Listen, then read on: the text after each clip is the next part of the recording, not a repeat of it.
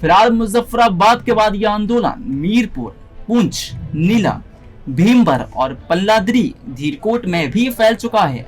इन जगहों पर जनजीवन पूरी तरह ठप हो गया है। बाजार बंद हैं, सड़कें बाधित हैं और मुजफ्फराबाद में इंटरनेट सेवाएं भी बंद कर दी गई हैं। इस आंदोलन में लगभग 172 पुलिस कर्मियों के साथ साथ 50 नागरिक घायल हुए हैं, तो वहीं 3 पुलिस कर्मियों समेत 9 लोगों की मौत हो चुकी है। जेकेजेएसी के चार्टर में शामिल 38 मांगों को नजरअंदाज करने के कारण ही पीओजेके में ये हालात पैदा हुए हैं। समिति ने पूरे क्षेत्र में मुफ्त और समान शिक्षा, मुफ्त स्वास्थ्य सेवा, क्षेत्र के न्यायिक कार्यों में सुधार और एक अंतर्राष्ट्रीय हवाई अड्डे के विकास, शासक वर्ग के विशेषाधिकारों को खत्म करना, शरणार्थियों के लिए आरक्षित 12 विधानसभा सीटों को बहाल करना और आरक्षण खत्म करना आदि शामिल है। प्रदर्शनकारी आर्थिक राहत की भी मांग कर रहे हैं, जिसमें बिजली की दरों में कटौती, सब्सिडी वाले गेहूं की आटे की आपूर्ति और सरकारी अधिकारियों के भत्तों को समाप्त करना शामिल है। अधिकारियों के अनुसार सरकार ने जेएएसी यानी जाग की कई मांगों को स्वीकार कर लिया है। हालांकि कुछ मुद्दों पर सहमति नहीं बन पाने के बाद दोनों पक्षों के बीच वार्ता विफल हो गई है। वार्ता विफल होने के बाद जाग ने विरोध प्रदर्शन और हड़ताल का आह्वान किया, जो शुक्रवार को लगातार 5वें दिन जारी रहा। पीओजेके में बिगड़ती कानून व्यवस्था की स्थिति पर प्रधानमंत्री शहबाज शरीफ ने गहरी चिंता जताई है। उन्होंने हिंसक विरोध प्रदर्शनों को समाप्त करने के लिए समाधान खोजने को गठित वार्ता समिति का विस्तार किया है। जेकेजेएसी और पाक सरकार के प्रतिनिधियों के बीच वार्ता के दौरान प्रदर्शनकारियों द्वारा उठाए गए मुद्दों को हल करने में नाकाम रहने के बाद जेकेजेएसी ने 3 दिन की हड़ताल की। इसके साथ ही शरीफ ने मामले की पारदर्शी जांच के आदेश दिए और नागरिकों से शांति बनाए रखने की अपील की। पीओके में अवामी एक्शन कमेटी के एक शीर्ष नेता शौकत नवाज मीर ने पाकिस्तान सरकार और सेना पर स्थानीय लोगों पर अत्याचार करने का आरोप लगाया है। उन्होंने उनकी तुलना लोगों को मारने पर तुली एक चुड़ैल से कर डाली। मीर ने हिंदुओं को काफिर बताने वाले विवादित बयान का जिक्र करते हुए कहा, वह भारत के हिंदुओं पर अत्याचार का आरोप लगाते हैं, जबकि उनके अपने हाथ कश्मीरियों के खून से सने हुए हैं।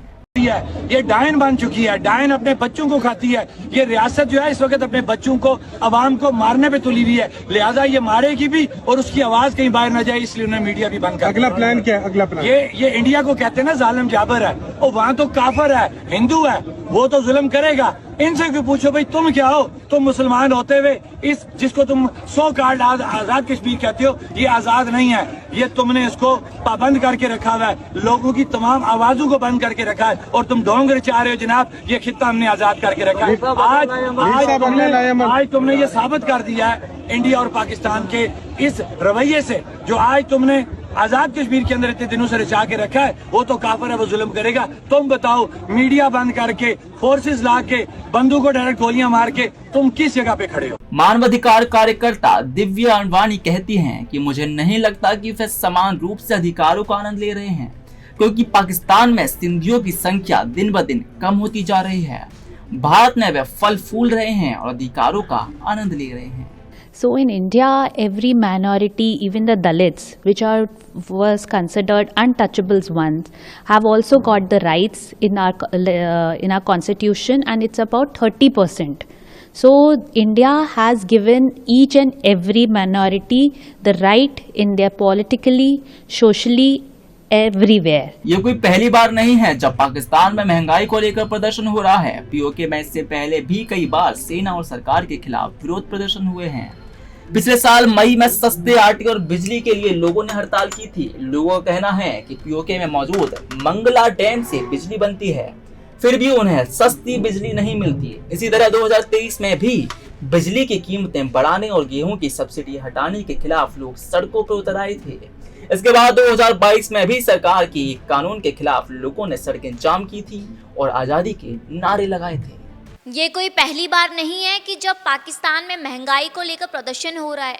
पीओके में इससे पहले भी कई बार सेना और सरकार के खिलाफ विरोध प्रदर्शन हुए हैं। पिछले साल मई में सस्ते आटे और बिजली के लिए लोगों ने हड़ताल की थी। लोगों का कहना है कि पीओके में मौजूद मंगला डैम से बिजली बनती है, फिर भी उन्हें सस्ती बिजली नहीं मिलती। इसी तरह 2023 में बिजली की कीमतें बढ़ाने और गेहूं की सब्सिडी हटाने के खिलाफ लोग सड़कों पर उतर आए। इसके बाद 2022 में भी सरकार के एक कानून के खिलाफ लोगों ने सड़कें जाम की थी और आज़ादी के नारे लगाए थे। कैमरामैन प्रिंस के साथ मैं सोनम गुरुंग, टीवी 100 नोएडा।